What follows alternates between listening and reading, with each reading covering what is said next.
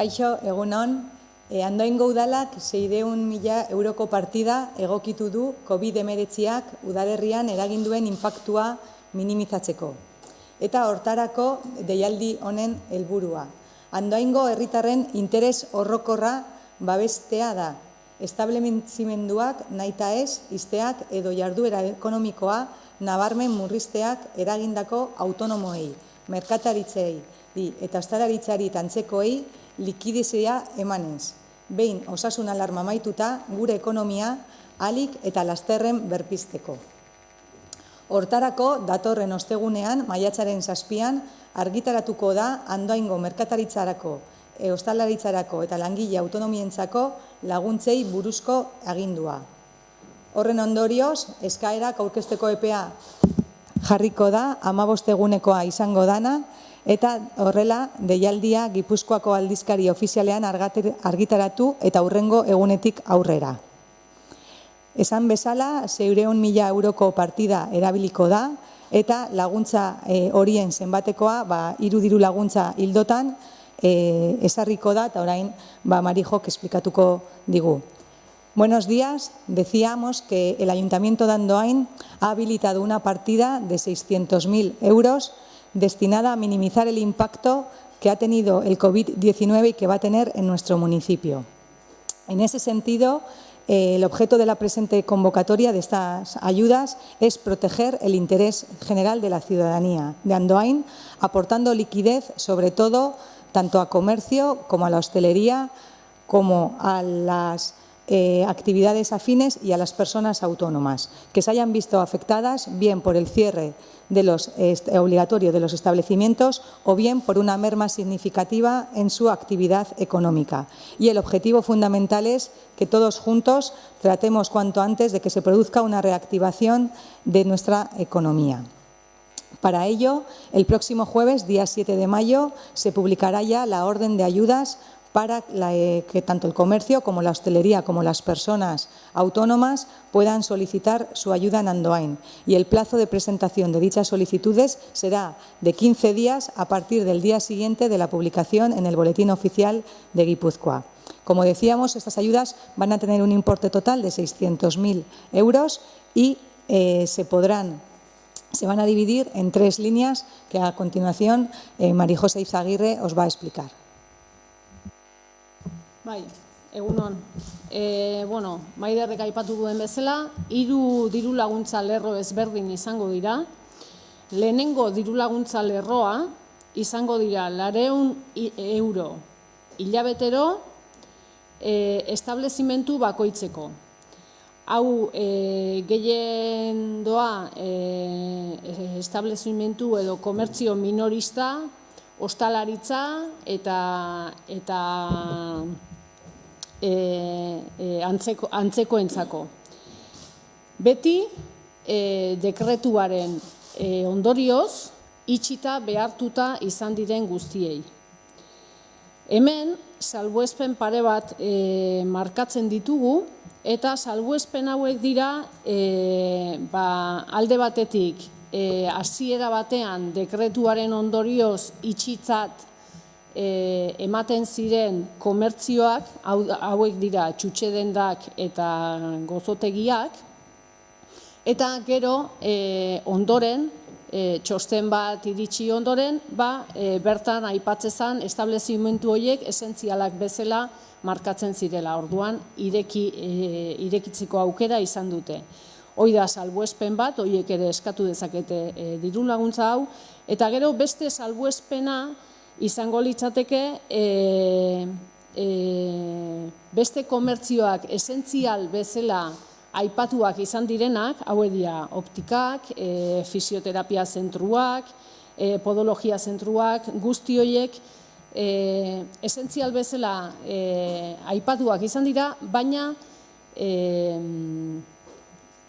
beraien eguneroko lan hori murriztua ikusi da eta bakarrik urgentzietako lan egiteko aukera izan dute.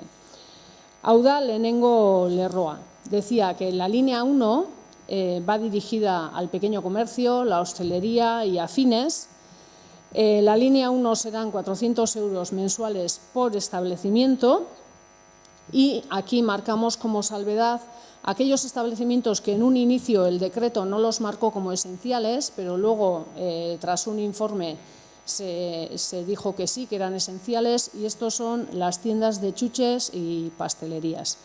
Y se trata como salvedad también todos aquellos comercios que desde el inicio se han tratado como comercios esenciales, puede ser las ópticas, servicios, centros de podología, fisioterapia, logopedia, este tipo de centros, pero luego en realidad en todo este tiempo no han podido ejercer su actividad habitual y solo han podido ejercer urgencias. Hau lehenbiziko lerroa. Bigarren lerroa dagokionez, lerro hau autonomoentzat bideratuta dago, 350 euro hileko emango zaizkie Andoaingo langile autonomo guztiei Andoainen aktibitatea baldin badute, eta beraien aktibitatea ixtera behartuak izan diren guztiei.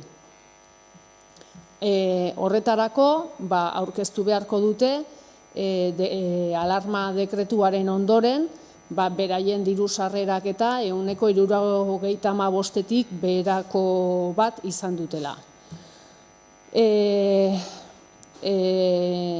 Behar nagusiak edo baldintza nagusiak izango litzateke beraien aktibitatearen itxiera itxiaren prestazioa onartua izatea, alta emanda egotea IAEN Andoainen eta andoaindarra izatea. Decía, la línea 2 que queremos promover es una línea que va dirigida a autónomos, todos aquellos autónomos andoaindarras con actividad en Andoain, dada de alta en Andoain, y que se hayan visto obligados a cerrar y a cesar su actividad por el decreto de alarma.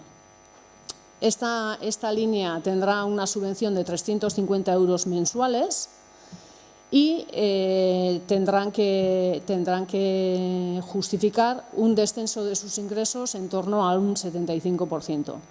Las condiciones de esta línea, así a grandes rasgos, serían tener reconocida la prestación extraordinaria por cese de actividad tras la declaración del estado de alarma y estar dado de alta en el impuesto de actividades económicas en Andoain. Eta hirugarren lerro bat aurkezten dugu bai.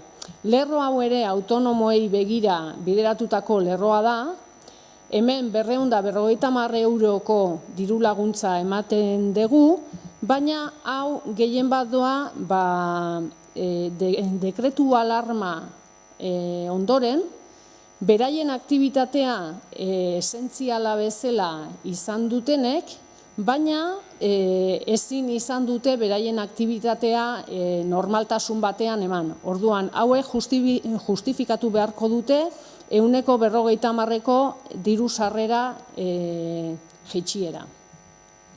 Hauen baldintza nagusiak izango dira fakturazio hori 150 gutxitua izan da, bai martxoan edo apirilan, 2020ko martxoan edo apirilan. Eta alta emanda egon behar dute IAEN hemen Andoainen. Decía que la tercera línea que sacamos es una línea también dirigida a autónomos, a todos aquellos autónomos que su actividad se haya visto afectada por el decreto de alarma, haya sido enumerada como esencial, pero en realidad no hayan podido ejercer esa actividad como normalmente lo hacen. Entonces, estos deberían de justificar una reducción de ingresos de más del 50% y entre las condiciones sería una esa, la disminución de ingresos del 50%, y la otra, estar dado de alta en el impuesto de IAE en Andoain. Esta también va dirigida a autónomos andoaindarras con la actividad en Andoain. Diru laguntza guzti hauek eskatu daitezke behin Gipuzkoako aldizkari ofizialean publikatzen direnean baseak, hortik 15 egun abila bitartean. Diru laguntzak modu telematiko bidez eskatu beharko dira, gauden egoeran eta gauden baldintzetan guztion segurtasuna bermatzearren, baina bai edozein zalantzarako udalak enplegu saileko telefono bat abiatzen du komertziante edo diru laguntza eskatzaileek izan ditzazketen zalantzak eta argitzeko. Telefono hau 943 30 08 eta honen extensioa 380 izango litzateke. Decía que el plazo de solicitudes será de 15 días hábiles a partir de la publicación en el Boletín Oficial de Guipúzcoa de esta norma. Las solicitudes se deberán hacer de modo telemático, pues para garantizar la seguridad de todos por la situación en la que nos encontramos. Y sí que queremos poner un número de teléfono en funcionamiento en el ayuntamiento para todas aquellas dudas que puedan surgir a la hora de hacer estas peticiones telemáticas. Entonces, el número de teléfono es del Departamento de Empleo y es el 943 30 08 30 y la extensión 390. Hauek dira markatu ditugun 3 lerro hauen eta baldintzen ardatz nagusiak. Zure hitza. Mila esker, Marijo. Eta, bukatzeko baita ere guraldetik aipatzea bai laguntza hauek bateragarriak eta osagarriak izango direla beste endakundek atera ditzaketen beste diru laguntzekin. Guretzako hori oso nagusia zen, badakigu baita ere beste erakundeak ateratzen ari diala haien diru laguntzak, baina guraldetik bai nahi dugu Andoaingo herriak jakitea, Andoaingo udalak haien ondoan egongo dala egoera zail eta gogor honetan baita ere, eta horrezegatik, hain zuzenagatik, atera ditu diru laguntza guzti hauek. Decíamos también que es muy importante señalar que estas líneas de ayuda van a ser complementarias y compatibles con las que otras ayudas que puedan sacar desde otras instituciones. Desde el primer momento nos ha parecido que era un requisito para nosotros muy importante y que, en ese sentido, la ciudadanía de Andoain sepa, tanto la propia ciudadanía como las personas autónomas, como los comerciantes y los hosteleros, que el Ayuntamiento de Andoain va a acompañarles y va a estar a su lado también en estos momentos tan difíciles y complicados en los que nos encontramos como consecuencia del COVID-19. Eta, justu hasi garenean ez dugu aurkeztu, baina gurekin ere baita ere dakagu Maite, Salkineko lehendakaria, eta, agian berak baita ere zertxo bait ezakit esan nahi duen, baina, sí de comentar que también en la rueda de prensa, además nos acompaña, está con nosotros Maite, que es la presidenta de Salkin, y pues en ese sentido también agradecerles que hayan querido estar con nosotros y que hayan trabajado con nosotros para sacar estas líneas de ayudas. Mila esker.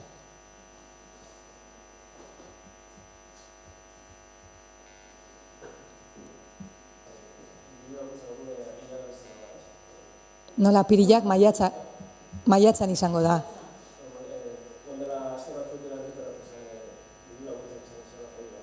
Bai. Ja, baseak oinarriak ja baditugu eta hori argitaratuko da. Bai.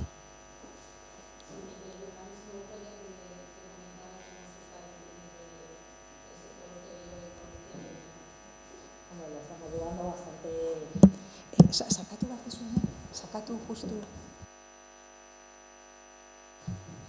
Bueno, la situación está siendo bastante complicada de llevar y de asimilar. Agradecemos esta ayuda y todo lo que sea bienvenido, pues contentos, claro, está. O sea, es una situación muy difícil y intentar llevándolo.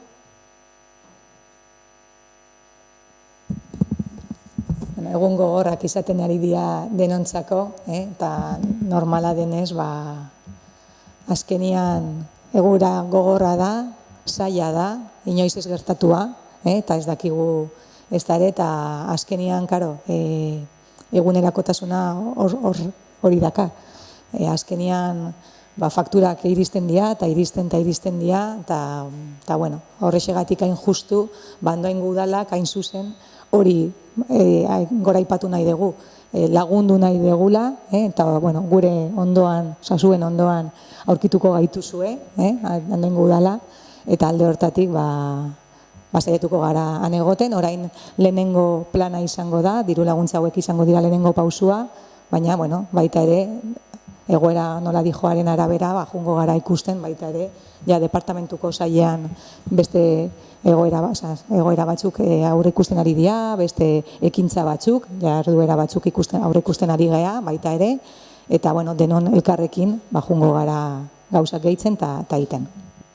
Bai, bakarrik hori komentatu nahi nion, beste batzutan esan dugun bezalare, hau kontentzio fase batean aurre ikusten ditugu diru laguntza lerro hau, baina bai garbi daukagula reaktibaziorako, komertzio, ostalaritza eta berriro mugimenduaren reaktibaziorako plangintza bat osatu behar dela. Hortan ari gara ja daramagu aste batzuk horretan lanean, eta ondoan izango gaituzue edo zer gauzetarako eta elkarrekin lana egingo dugu, ea lortzen dugun reaktibazio hori behar den bezala eta lehengo egoerara itzultzea, ea lortzen dugun guztion artean.